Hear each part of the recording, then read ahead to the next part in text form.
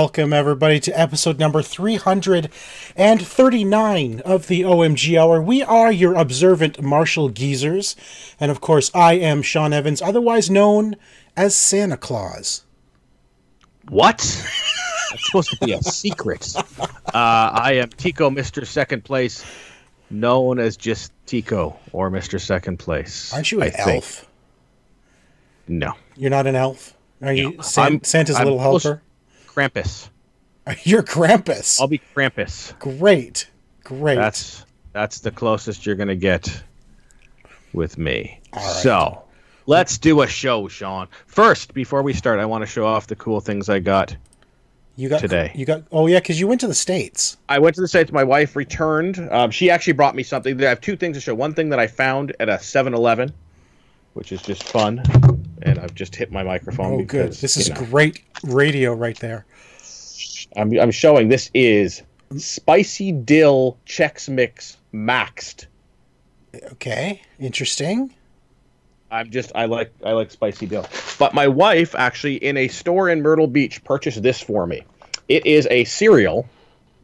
Marshmallow Madness. Yeah. Wait, is this a cereal that is just marshmallows? The entire box is just marshmallows. On the box, it says, no more picking cereal out of your marshmallows. That's... And a little disclaimer, absolutely no nutritional value added. I am not kidding. There has been so many times I've thought, why do they not have a cereal that's just these delicious marshmallows? And now they do. I have a box. It is from a store in Myrtle Beach called It's Sugar. Oh, good. Yeah, it is a big, giant box of just the marshmallows. You can, if I'm correct, I believe you can on Amazon. You can actually buy a bag of the Lucky Charms marshmallows as well. Oh man, like just the marshmallows for that as well. You know, those would be great marshmallows to use in Rice Krispies. You just use those marshmallows. I wonder if they would melt though, because they're crunchy, right? Yeah, I don't know if they would. Like they melt in your mouth when they get wet, but I don't think they would melt. I don't know if they melt with heat. Well, maybe you can just mix them in with the actual marshmallows then. Make it a really funky color. And give you a little bit of a crunch to your... Yep. Crunch, and it would make them rainbow colors, right? Oh, yeah. Yum. So as those watching us can see, we have not solved the issue with the delay in Tico's voice. So he likes to speak before his video moves. He's got a great those old Japanese dubbed films. That's just pretend that this is a dubbed film, and it was originally in Japanese. You know what I'm gonna do is I'm gonna get a ventriloquist dummy, and I'm just gonna start doing this with it like about 10 seconds after I talk, so it'll look like I'm really good at ventriloquism. Very good. That'll work.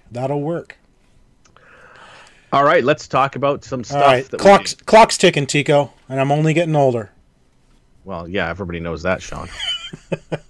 But since I'm Santa Claus, I'll just live forever, don't I?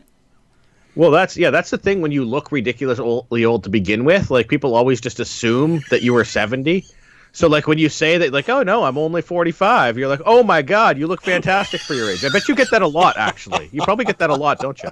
That I look good for my age? That you look good for your age, because they assume, based off of your appearance, that you're like 68, and so you look fantastic for your age. No, I think it's the other way around. If you look fantastic for your age, you're supposed to look like you're 45 when you're actually 68. Oh, yeah, then yeah, you got some problems. Thanks, Tico. That's great. You're reverse Benjamin Buttoning. We're all reverse Benjamin Buttoning. I know. You're just getting old. All right, Tico, why don't you start us off with a couple of games that you button pressed? Yeah, so Rad is a game that came out this week. That sounds rad. It is. You would hate this game, Sean. Why? Wait, let me guess. It's a roguelike. Okay, which one's a roguelike?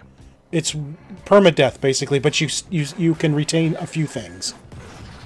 Except for the few things that you don't get to retain either. Anything that makes you restart the game when you die is a roguelike. Yeah, that is basically this game. It's okay. I was expecting a better game out of it. It's by Double Fine. Oh, okay.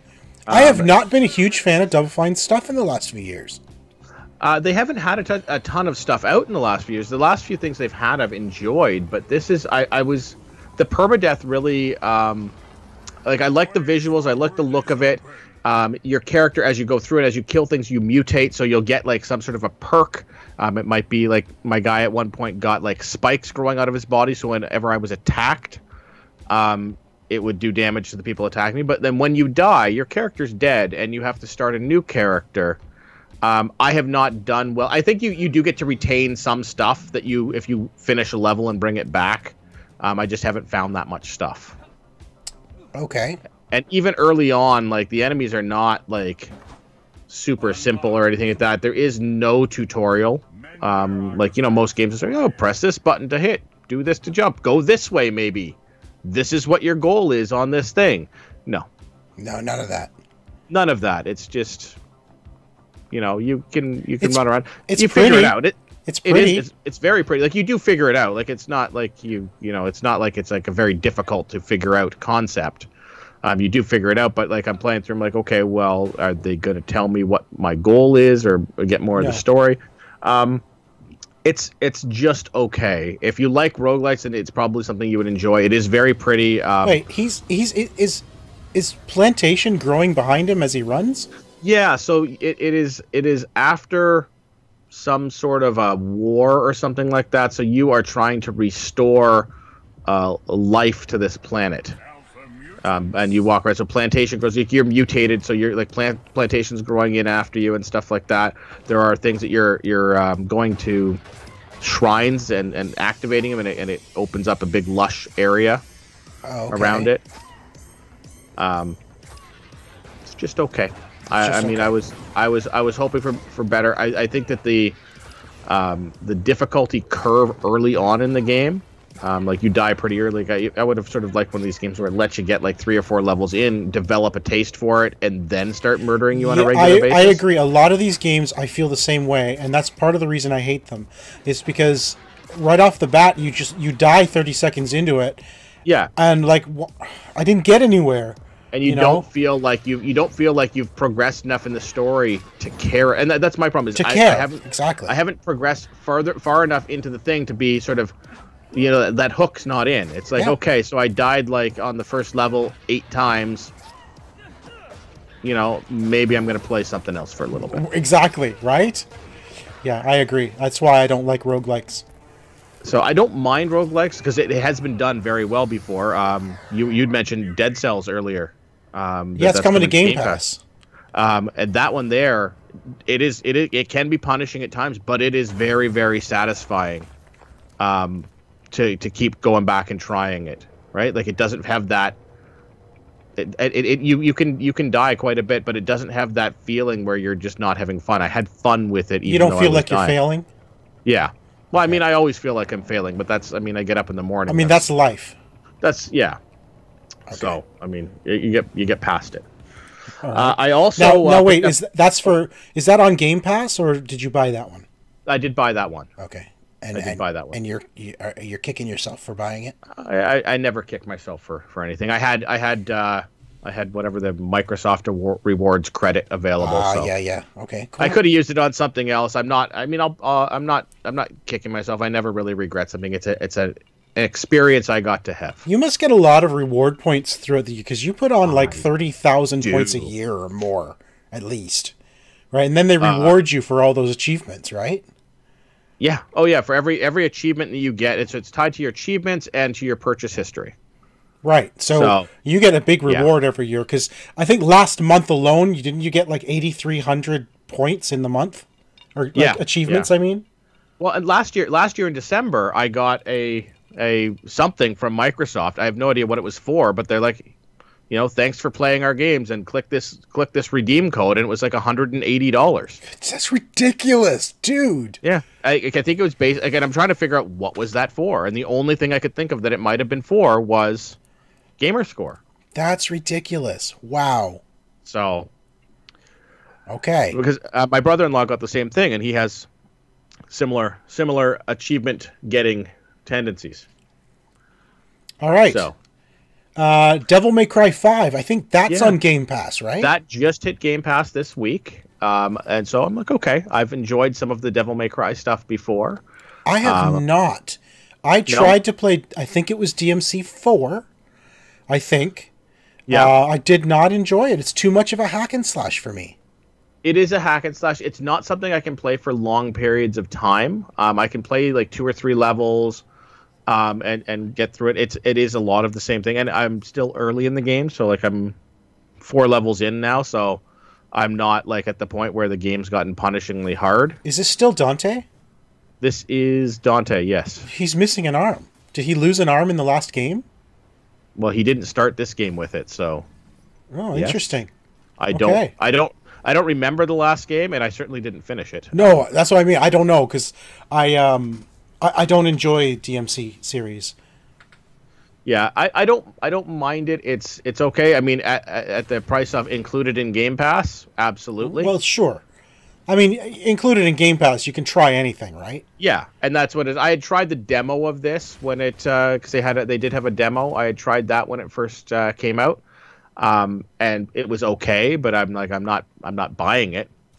Right, right. You know, did not like it was not like, oh, I'm going to run out and spend money on this. But you know, in Game Pass, yeah, I'll give it a shot. And yeah, I mean, it's okay. It's a hack and slash. It is exactly what any of the Devil May Cries would be. I don't find anything super interesting about it or anything like that. I'm going to say, though, based on your video, I don't think it looks all that great. It's very grayscale. You're in a lot of buildings, and the camera controls are very unpleasant, particularly in the, like, not necessarily in the combat stuff, because it's combat, you get to an area and it blocks off all your exits and you have to kill all the enemies. Right, right. But like you're running through buildings and it's like, I don't know where I'm going. Like, it's a tiny little doorway that you have to find. It's like, oh, opens up into the next area, and it doesn't really give you a lot of great direction. Yeah, not a whole lot of color palette going on. No, it's a lot of grayscale. You know, you get a little red, a few reds in there, some blues every once in a while. Very, very dull. I don't like dull games. Yeah. All right. Well, this week you and I had the opportunity, actually ahead of time, we both got review codes for Control. And Control is a game we tried to see at PAX East this year, and it was just so booked up. It was jam-packed. Yeah. It was booked up.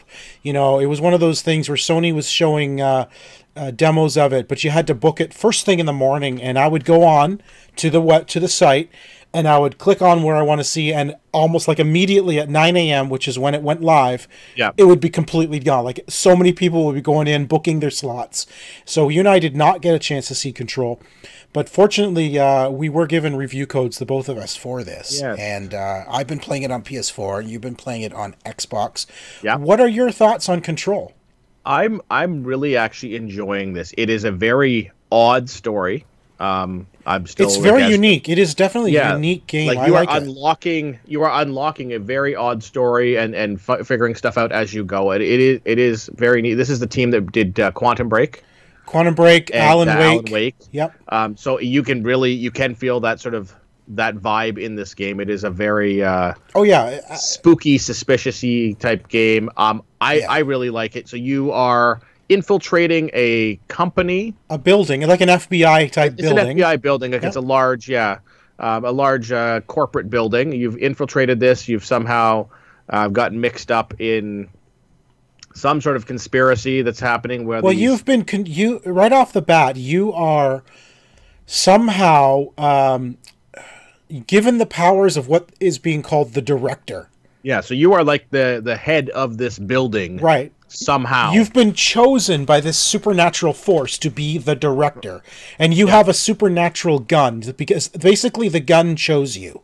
Yeah. Right. And throughout it, you experience or you interact with these supernatural items or items that are possessed by supernatural things, like simple things, even like a cassette disc from a computer, from like an 80s computer. Yeah.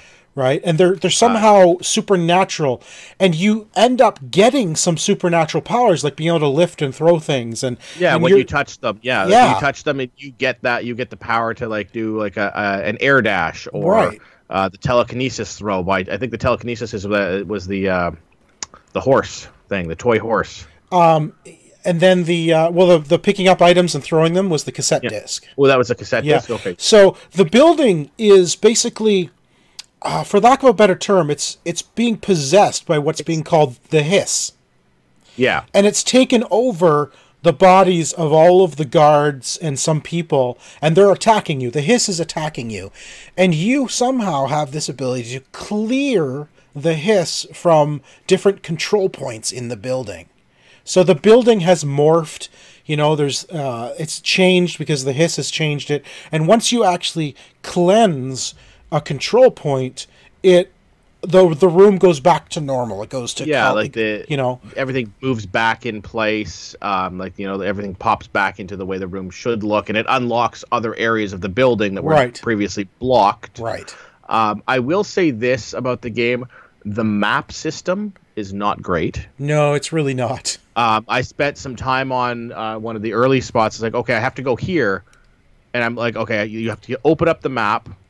And then you have to, it's not an easy open and close of them. It's an easy open and close, but it doesn't really feel great to do. Like you open it, you go, okay, I've got to go up and left, but it's showing you where you needed to go on a different floor. So you go like, oh, I can't go this way. So now you have to go back to an elevator and figure out where you're going. Right.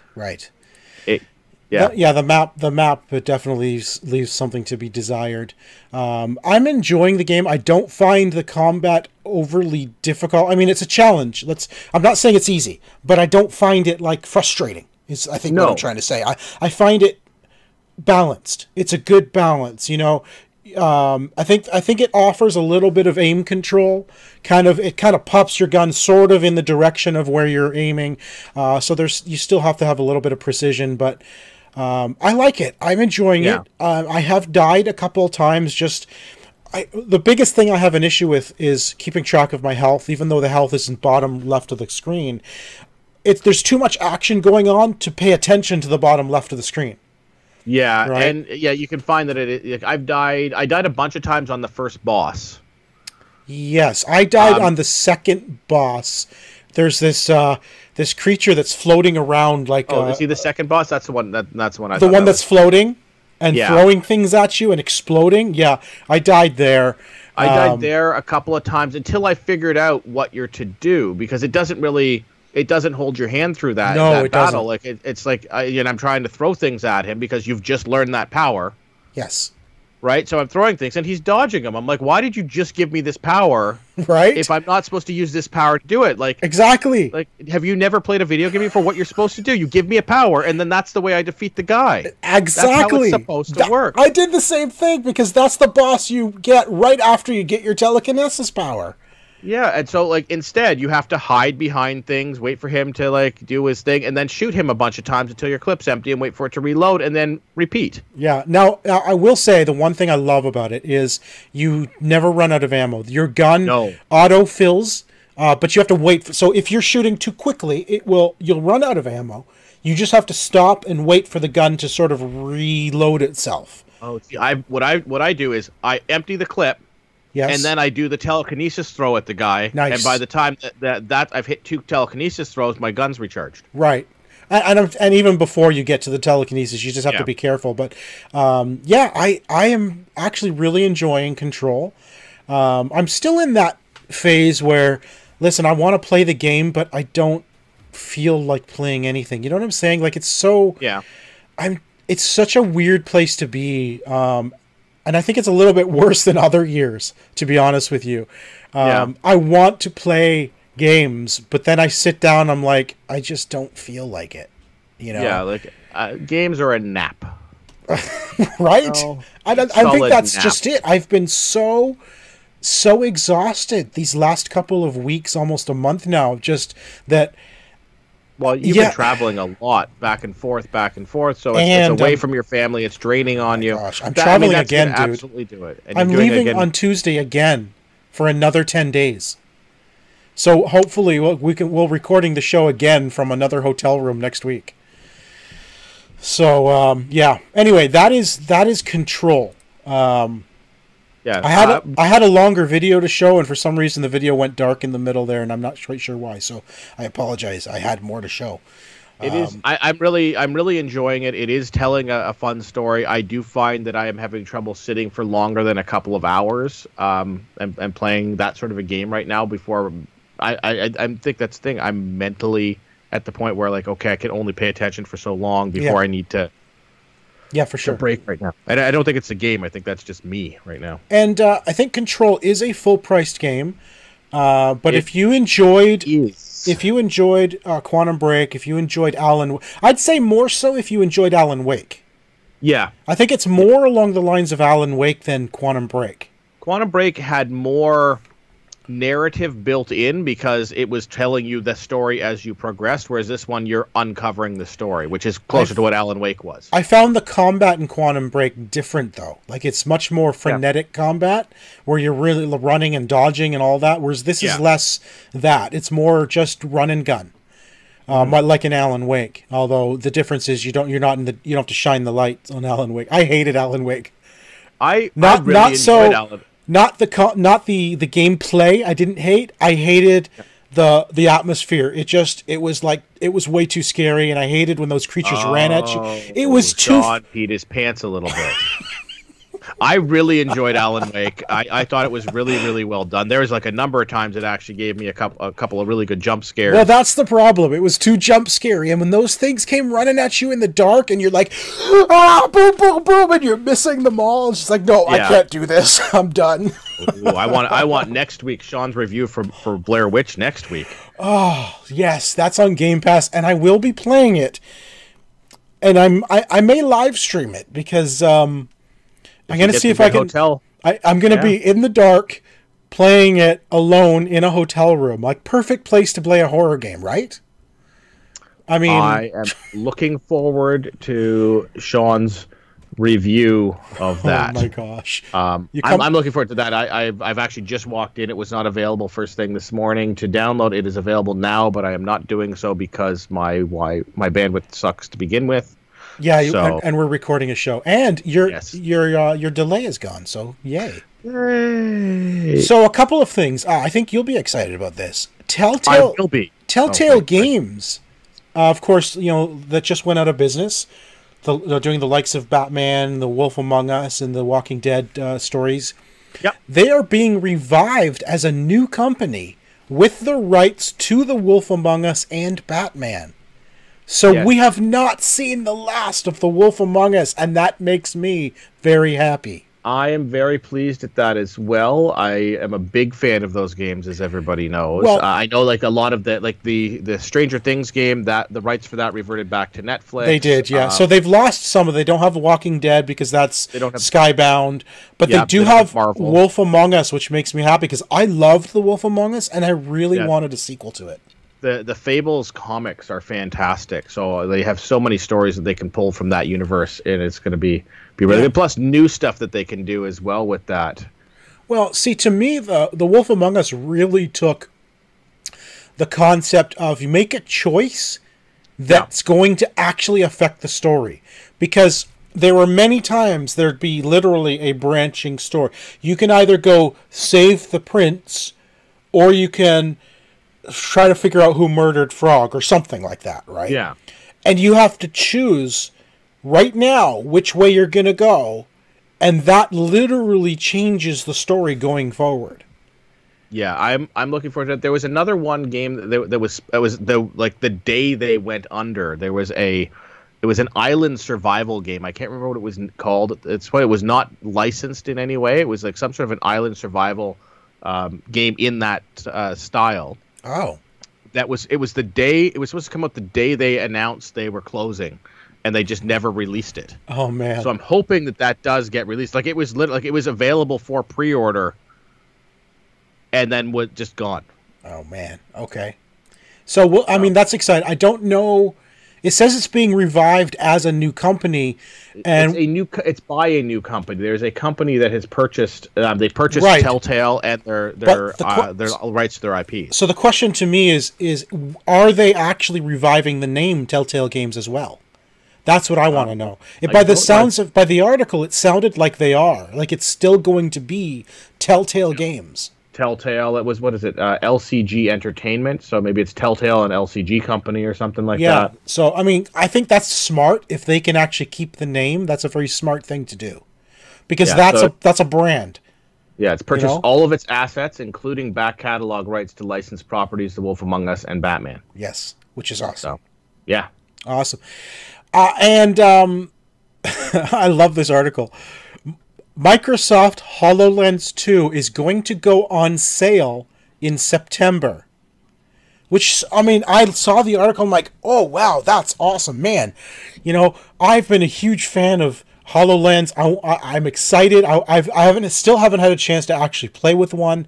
Yeah. And I'm thinking to myself, oh, man, that's so cool. It'd be awesome to get one. Yeah. It's going to go on sale, Tico, for $3,500 US. No problem. Are you kidding me right now? No problem. Just grab me one while you're down in the States, would you? Right? Oh my gosh, $3,500. They are not targeting consumers here. No. This is the early stages of getting this in people's hands so everybody can say, hey, this thing's pretty cool. Eventually, when we bring the home version out. Well, no, see, to me, the early stages of launching something is something like when Oculus Rift came out at $800. To me, that's the early stages of getting it into some people's hands, because even that's too much, in my opinion. Right? Yeah, I paid like, what, $650, $700 for PSVR? That, to me, was expensive, but I still was excited. I wanted it, right? Because you can now get PSVR, I think, for $350. I think it was on. I've seen it cheaper than that even. Well, right, but that's what I'm saying. So to me, that $700-800 mark is the let's get it into some people's hands to get the word out there. Not $3,500 freaking dollars. Who's gonna buy that? Well, I mean, there are some nut jobs I know, and you probably remember them from EB, who would be day one on everything, no matter the cost. There was that one guy who no matter what the cost, they're also still paying for it. Yeah, well, he'd come in and he'd buy it on day one, and he'd trade it in on day 3.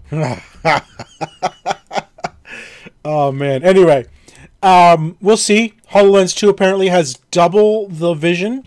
It also has something like a 700p or 780p? I can't remember what the P is. 720. 720p for each eye. So it's double that across the whole screen. And it's double the width, so I think it used to be like 110 degrees, so it's double that now. So basically, by the sounds of it, it's going to be, if you can see it, it's going to be in AR. You know, it's augmented reality. I really want to see it. I want to play with it. I've never seen it, and I'm very excited for it. So, Tico.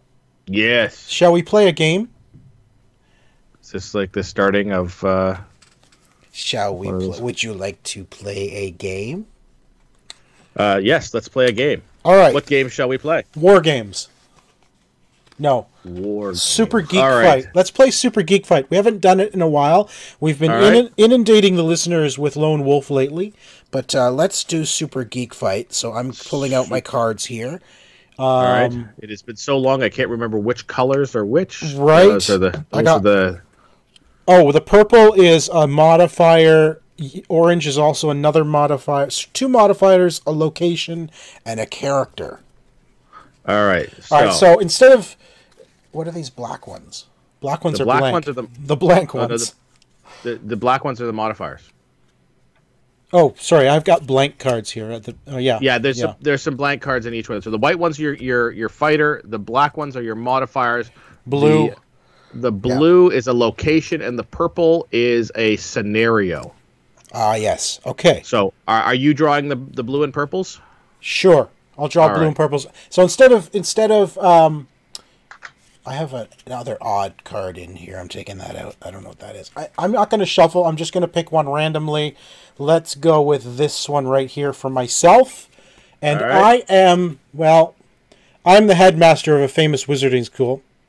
Oh, So well, just obviously not specific enough for legal reasons. right, exactly, right. And I'll pick one for you, Tico. I'll let you. Wait, no, I have my own. I have my own cards. Oh yeah, you choose your own. Never mind. I have my own cards. Yeah, never mind. I Pick got your mine. own. You pick your own. I am a literal teen wolf. Okay. So a teenage werewolf. Not werewolf. No. Oh, just a wolf. Wolf. A wolf against Dumbledore. All right. I can't say that. My Dumbledore. So these are my modifiers. Yeah. Don't we choose a modifier for? I choose one for you though, right?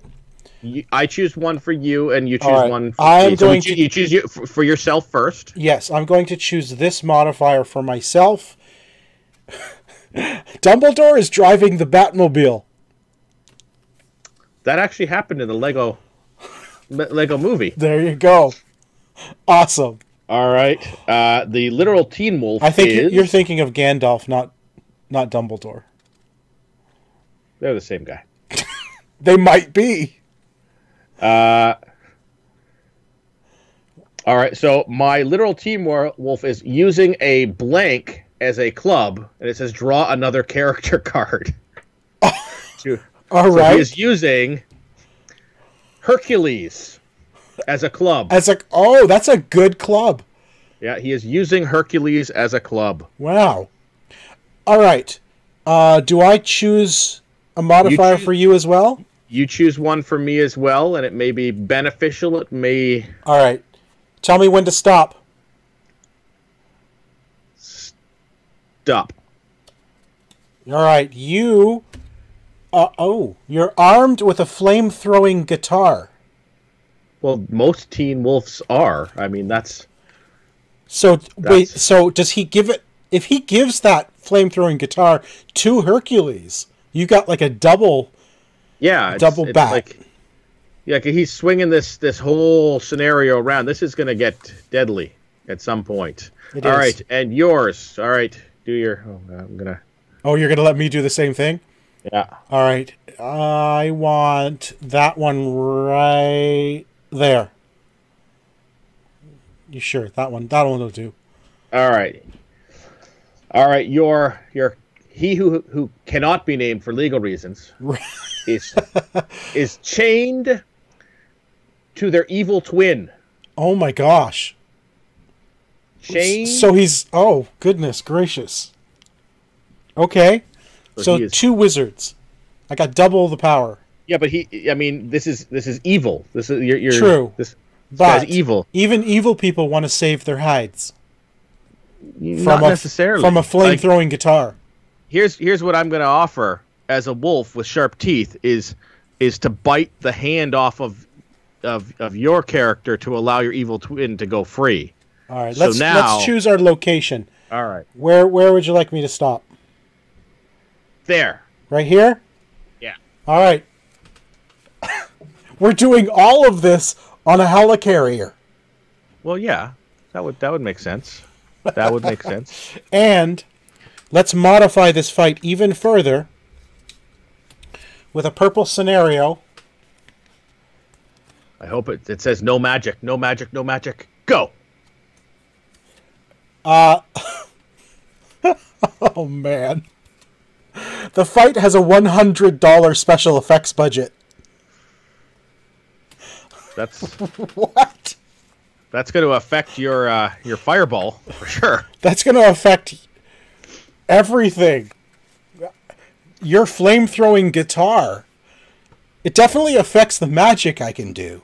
Yeah. I mean, a flamethrower guitar is an actual thing you could build on a practical budget. True. That's right. That could, but that's still a special effects. That would probably be the entire effects budget. Well, probably. So, are you saying you're claiming the budget right now with your flamethrowing guitar? Budget. I'm pretty sure that the location budget for the helicarrier is going to put us over. Oh my gosh, that's a location budget, not special effects. Oh, well, that's good. So I've got two wizards with wands. So when I try to use my magic, there's no special effects. But you're assuming. Now, these are evil twins. Now, and I'm just putting this out there. They're chained together. Right. But by the wand hand. Oh, no. So now when one goes to do that, it's basically he's throwing the other one's thing off. Listen, you've handcuffed me. Yes. Quite literally. Yeah, so you can so there's no way for you to do that because evil twin keeps going like that every time you try to cast a spell, and it's now when you try to shoot me or hit me with Hercules, shoot me with your flame or hit me with Hercules, I'm going to duck behind my evil twin, and he's going to take the brunt of it. And then here's the thing: you're going to kill him. You're going to kill my evil twin. He's going to be dead. And then on the ground, I'm going to be able to use my wand, and I'll be like, abracadabra, and you'll be dead. No. Okay, so here's what's going to happen. The wolf has made a deal with your evil twin. That he will bite your hand right off to free him from the chains. Yeah, but that's not going to happen because I'm going to hide behind him real quick. Last minute. No, because he's done the pokey wizard thing with his wand. Too. No, because he can't. Directed at you. He can't because we're handcuffed to the wand hand. So, I know, but he did one of these. Listen, and you weren't expecting. He was planning to betray me, and I one-upped him, and you accidentally killed your partner, and now you're dead because I abracadabred you. No, you can't. You don't have a special effects budget for that much green little smoke. It doesn't matter. It's just you just have to fall over dead. That's no special effects whatsoever. No, it glows green. No, it does normally. It does normally, but you know. And then we realized I dodged it. There you go. You can't dodge abracadabra. I can't. How you can't aim it? You don't know. That's your wand hand. You can't like pick that up and aim that with a whole corpse attached to you. All right, listeners, send us your thoughts. Who wins? I say Dumbledore wins every time. No. The only person who can kill Dumbledore is Snape, and you are not Snape. I could be. It's a literal teen wolf. It could be him using an animagus spell, turning into the wolf, and going from there. Then he wouldn't be a literal teen wolf. He still would. He would be. Be turned into. Let's move on to television and movies. But first, we have a new weekly thing where we're going to check something. So there's an awesome website called "Is Spider-Man Back in the MCU Yet?.com, and we are going to check it right now. Is Spider-Man back in the MCU yet, Tico? That's a big no. Oh, it's a big no. Yeah, that's too bad. But at least we can check. We can now check. Needed. Yeah, and that is literally the website. Hang on, let me just check right now. Oh, it might have changed. Just in case. Yeah. What is it? It is still a big no. So you know what I like is it's a random message every day, but the image doesn't change. I'd like to see the image change. Yeah, that would be fun. Cool. Yeah, it's the image. It is the image from Spider-Man 3, I believe. I think so. When he threw, I think it's 3. That was the one that got all angsty and everything like that. With the Tobey Maguire, he's throwing the outfit in the garbage can and is slowly walking away. And it is very very conveniently just hanging over the edges of the can so you can see what it is. Yeah. Because when I throw things in a garbage can, I make sure they hang over the edge. Yeah, like particularly the costume for my secret identity. Exactly right. So this week, actually the last couple of weeks, Dorothy and I don't know if I've mentioned this or not, but we've been watching Face Off because we finished all of the Skin Wars shows and we really enjoyed them, and you suggested Face Off. Yes. So we're through season 1, really enjoyed it. We're watching season 2 now. I think it's fun. There's a heck of a lot more drama in Face Off than there ever was in Skin Wars, though. It is manufactured drama by every stretch of it. Oh my gosh! You get that commercial break thing where then they come back and have to give you the last 3 minutes before the commercial. Oh yeah, that annoys me so much. They have to repeat everything that just happened, and in a different way too. Because anyway, I don't want to go into it, but I know what you're saying. Like they have to repeat what just happened before the commercial. But I'm enjoying Face Off because I've always been fascinated with like movie makeup and all that. And it's cool to see how that's done. Yeah. It's also really cool to see all those people who are so full of themselves actually get a taste of like the fact that they're not so good. You know? Well, and these people may be better, but the time constraints that are put on them for this show is a lot tighter than what you would normally get. So it is very, very interesting to see, like, if you're given, you know, a day to put together a makeup versus like, hey, we're going to need this in 2 weeks. Right, because normally, like, so on this, you typically get 3, maybe 4 days on the bigger project. You get 3 days, but the third day is literally just fitting it onto your actor, and then last looks, which is an hour, right? You have 4 hours on day 3, and that's it. And then I think you have 6 hours on the other. So you get a total of 16 hours to do this project, where in real world you'd probably have a week or so to create. You know? Yeah, and a full team working with you. A full team, exactly. This is like 1, maybe 2 people working on this, but it is still fascinating to see how it's done. I will say I am annoyed at the show itself in the fact that it keeps having to tell us how they do these things every freaking episode. Like, I've heard it already. I understand how you make a mold. Thank you. You've told us now 50 times. And they're obviously catering to somebody who's just popped in. I know. One episode. It's just ridiculous, though. Have they done any of the episodes? Like, I think it's one of the finals where they do, and it's not spoilers by really any means, but they actually have, like, make them do makeups that can be worn in use. And there's one where they do it where they have to go make a costume, like a makeup that could be used in water. Oh, they did the water tank one, yes. Was the water was? I thought that was. It wasn't a finale. The finale in season 1 was an actual scene. So they told a production artist what they wanted. It was a live scene, like basically from a movie, and they had to create two. They had to reinvent 2 fairy tale characters, like Red Riding Hood and the Wolf, for example. Create it like post-apocalyptic, and then have them actually in a scene posed. So that was, and it was at a dinner thing too, right? So all the scenes were set up at this dinner where they invited all the past guest judges in, and some of the guest judges are pretty cool to see too. Yeah, anyway, so we've been watching. Interesting show. Yeah, I enjoy it. I think I'm enjoying it more in season. It took us a little bit to get into it. I think mostly because it's the exact same format as Skin Wars, because as you pointed out, it's the same producers. But now that we're into season 2, I'm actually enjoying it a little more. It feels like it's a little bit more refined in season 2. So yeah.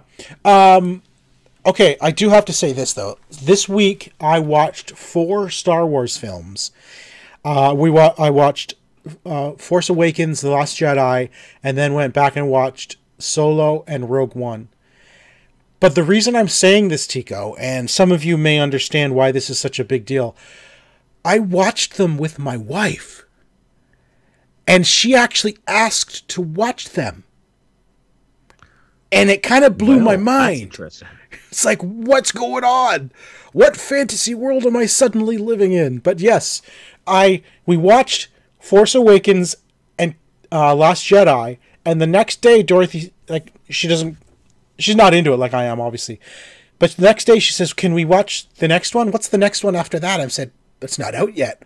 "Oh, really?" It's like, but we can watch Solo or Rogue One. So we ended up cool that so she's now going to to join you in theater. She may join me in the theater for Rise of Skywalker. I'm like, this is really cool, because I'm going to be completely honest with you. This is something I've been waiting for years. I just want to sit down and watch Star Wars with my wife, and it finally came true.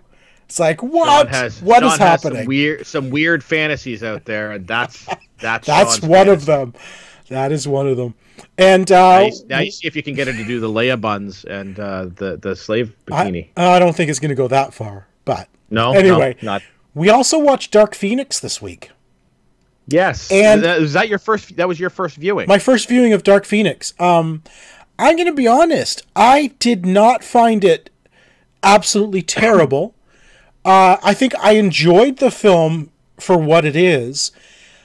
I thought it had a very anticlimactic, anti-exciting finale. Like, it just sort of ended, and there was no And I kind of wonder, because the whole point of Dark Phoenix is she's like the most powerful being. And I kind of wonder, how do you, maybe the Dark Phoenix is not something you can put on film, because you can't stop her. You know what I mean? Like, nothing can stop Dark Phoenix. Let me say this. Hand it over to the guys at Marvel, and I think you get a better movie. Well, here's the thing, though. I don't think Marvel will even do the Dark Phoenix saga, period. Oh, no. Like, I mean, and if they do, we're so far removed from where we're going to actually get to see that. But yeah, no, because the X-Men will enter the MCU in an entirely different manner. But even if they do Phoenix, I don't think it's going to essentially be the Dark Phoenix thing. I don't think she's going to be this all-powerful, unstoppable force, because I don't know. I don't know. Anyway, bottom line, I didn't think it was horrible. I don't think it was as bad as Apocalypse. I honestly think it was better than Apocalypse. I thought X-Men Apocalypse was terrible. It is, yeah. I will say this: it is better than Apocalypse. I had some issues with some of the stuff, like who's the fast guy in this one? Quicksilver. Yes. Yep. Quicksilver. Like they basically here he is in the movie, and now he's hurt, and now he's gone. He's not in the movie. Well, for the rest of the, it really came down to the core X-Men. The Storm, Jean Grey, Magneto. Xavier, Cyclops. It really came down to that core. So all of those external ones were taken out early. I was okay with that. I thought the train battle was phenomenal. That whole sequence on the train was just great. I don't like the fact that the Brotherhood of Mutants were all characters I had no clue who they were. Like, just suddenly a bunch of characters, like, who are you? I don't know who you are. And the other thing I felt was really weird is this is First Class. And this is supposed to be like the prequel stories to the Patrick Stewart films, right? Yes. And yet, in the Patrick Stewart films, we never met Nightcrawler until X-Men 2. But Nightcrawler was in this film as an X-Men already. Wait a second. He's got a cool power. I know he does. I love the character. But chronologically, it didn't make any sense. Yeah, well, that's part of the problem with the Fox movies is they don't seem to all fit together. Like, they did not take a universe into account. No, they didn't. Not at all. Even though they still had the two casts together with Days of Future Past, which tells you, yes, these are in the same timeline. Yeah. But then they go and bring Nightcrawler in when it was already established they never met him until he infiltrated the White House in X-Men 2. Well, and it just really felt like, too, that... Like, I was watching this thinking, it's like, why is every single mutant they've got blue? I was thinking the same thing. Oh, my God. Like, they're all... Mystique. Like, you got Raven, you've got Hank, you've got Nightcrawler. They're all blue. Yeah. They're all blue. Yeah.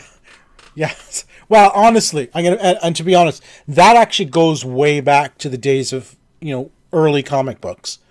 It's the color ink they had available. Exactly. They could only do... It was the cheapest ink. Yes, they could only do certain colors. That's why Batman was originally blue and sort of this gray, not black. He was he was a blue, essentially. Yeah. So that's why these colors, they wanted a different color. Well, if you want a different color instead of human, it's going to be blue. Yeah, and it's just... I'm watching this, I'm like, it's just a lot of blue. Yes. A lot of blue characters in this. It is a lot of blue, for sure. What did you watch this week? And then we got a couple of news articles to talk about. So I checked out a new movie called The Dead Don't Die. It is sort of... But they're already dead. Well, but they don't die again. But it is an indie zombie film. It stars Bill Murray and Adam Driver. I thought Bill Murray was retired. Yeah, and he's doing... I think this was like a favor for somebody, this one. Okay. I don't know. He may not be retired, or he may have retired after this. I mean, these are indie ones too, so it may have been like a year or so that it was filmed. No, I literally mean, I thought he retired like years and years ago.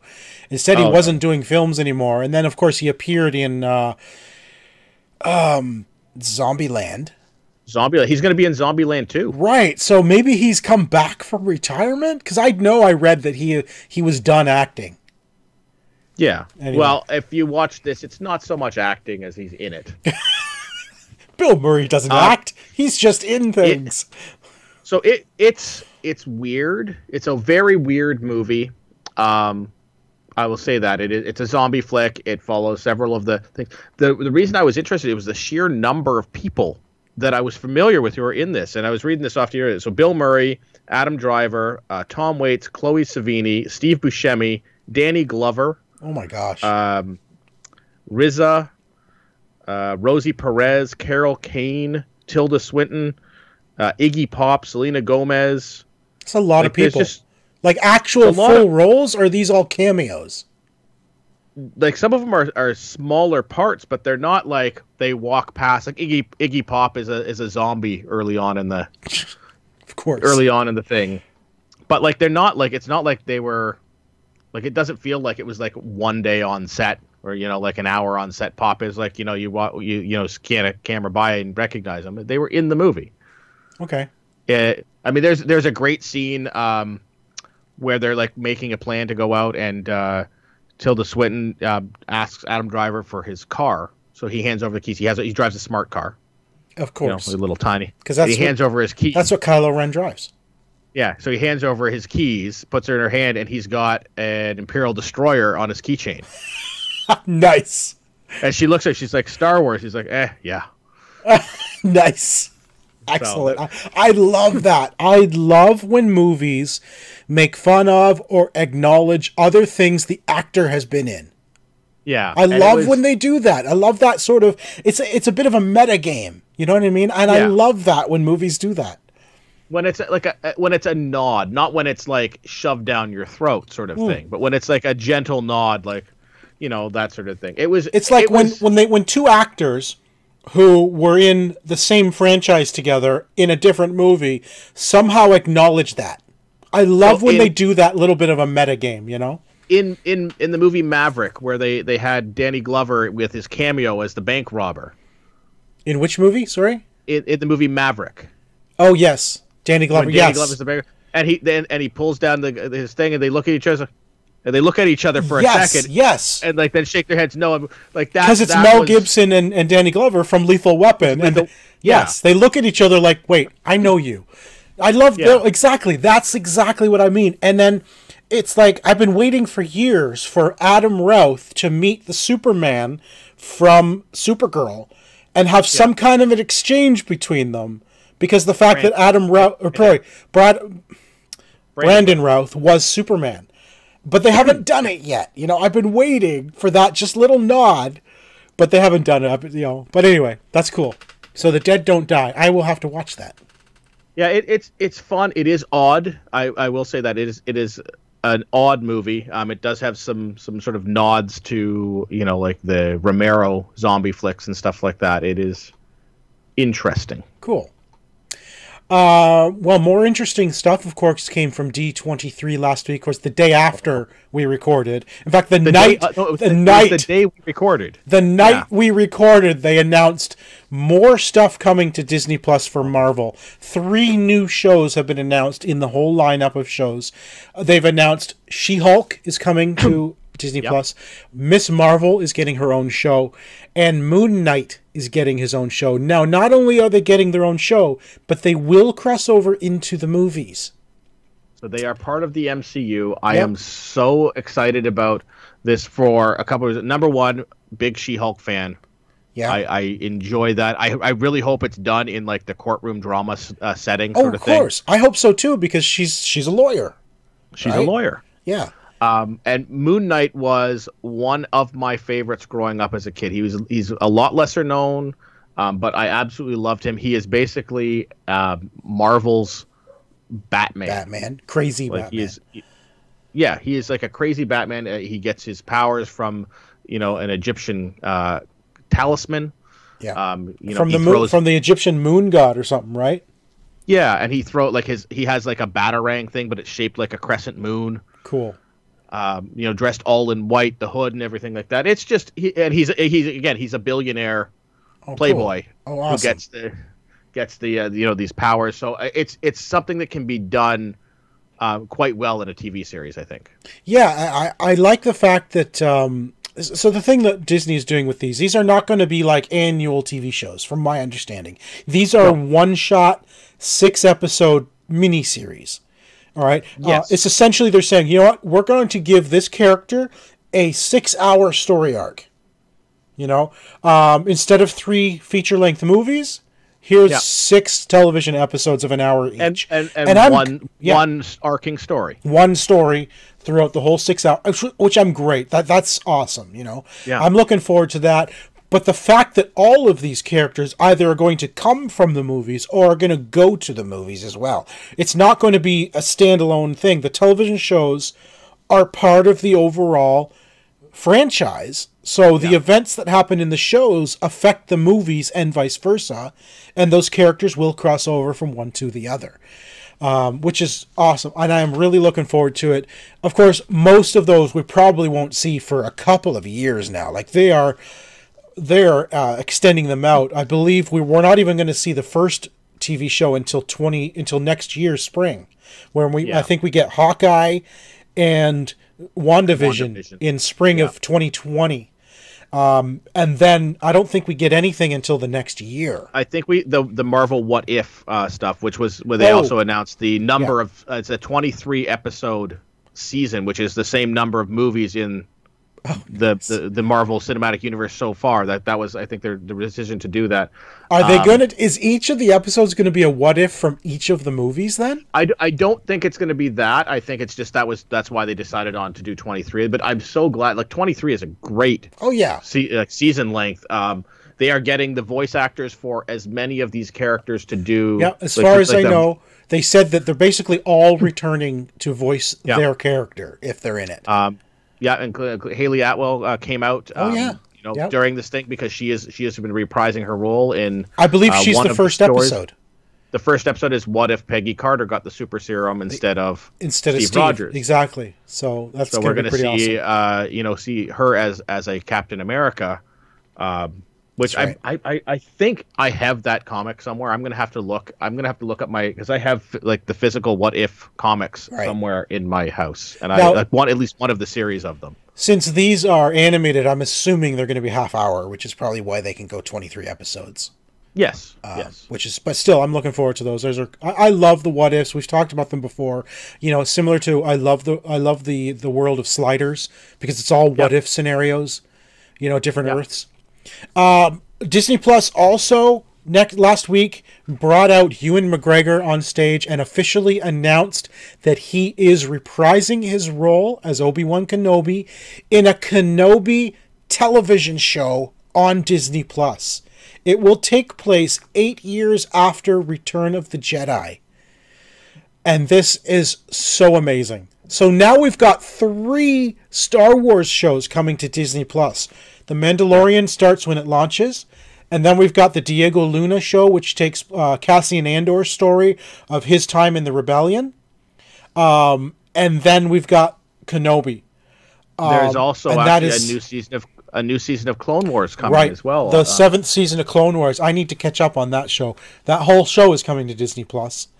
Yeah. So that's exciting. Ewan McGregor as Kenobi, absolutely fantastic. Everyone wanted to see him return. And for him to get his own show instead of just a movie, that's even better.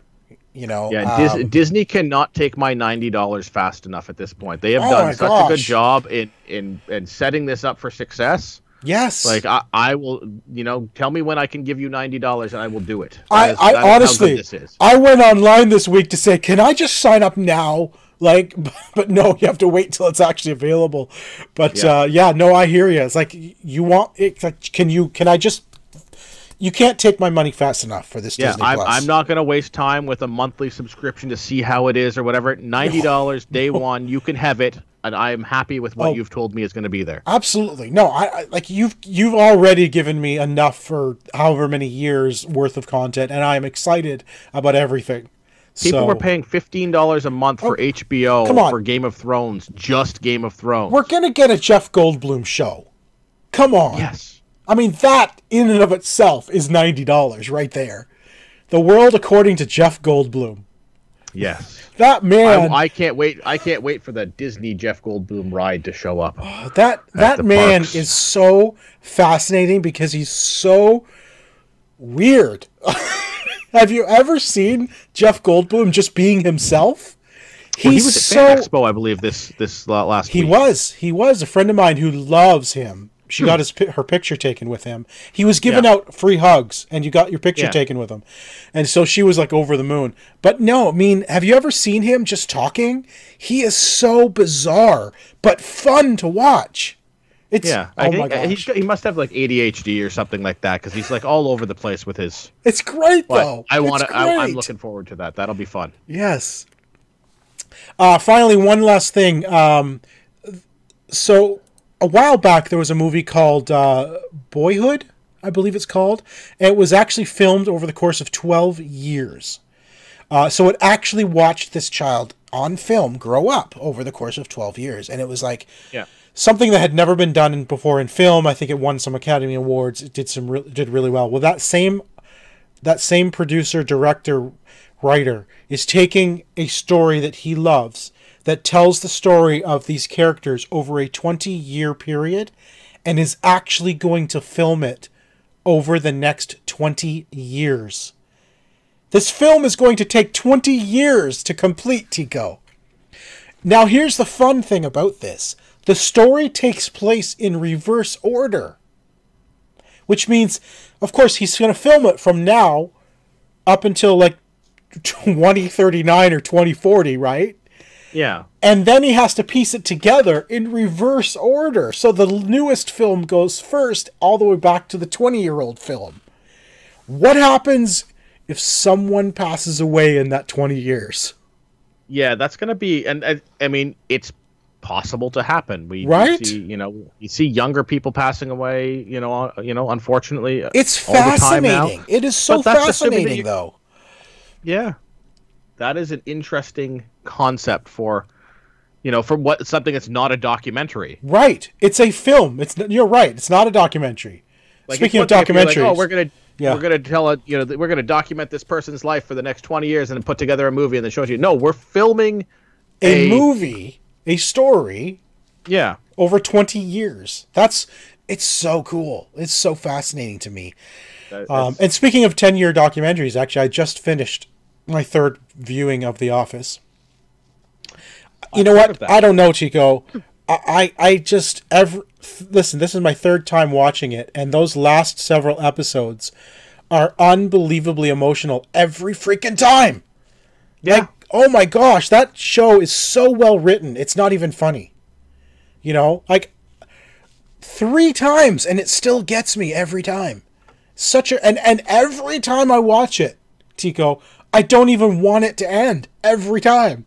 It's like, I can't believe I'm on the last episode already. I can't believe I'm in the last season. Like, I know. That show is it's gold. That's gold. Well, let's hope that, we get something else of that level at some point. I know. There's been talk of reviving The Office, like with a new crew, maybe, and having some people come back. I don't know. I'd love to see it. I will support it. I don't know if it'll be as good. I find that whenever we've seen that, it's never worked out. I was honestly thinking after I finished watching that, Pam and Jim have got to be the greatest love story told on television. Like, seriously. Yeah. It's got to be the best. Like, I don't know anybody who does not love the Pam and Jim story. It's so fantastic. They end up as like they are the perfect couple. They have their faults. They have their, of course, their problems here and there, but they are the perfect couple. Absolutely agree. Anyway, I think our live stream just ended for some reason. I don't know why. What? But I will fix that online and upload a better copy of the show. But that is it. So, Tico, why don't you take us out? Okay. You can follow me on Twitter at Mr. Second Place. Check us out on YouTube at youtube.com/OMG Nexus. And then subscribe, comment. And of course, I am Ziantane everywhere, and that is Xiantayne. Follow the show on Twitter. We are the OMG Hour. And hopefully we'll be back next week. We'll see how my internet connection is at the hotel. If it's good, we'll be back for episode 340. But for now, this has been episode number 339. We'll talk to you later, everyone. Bye, guys.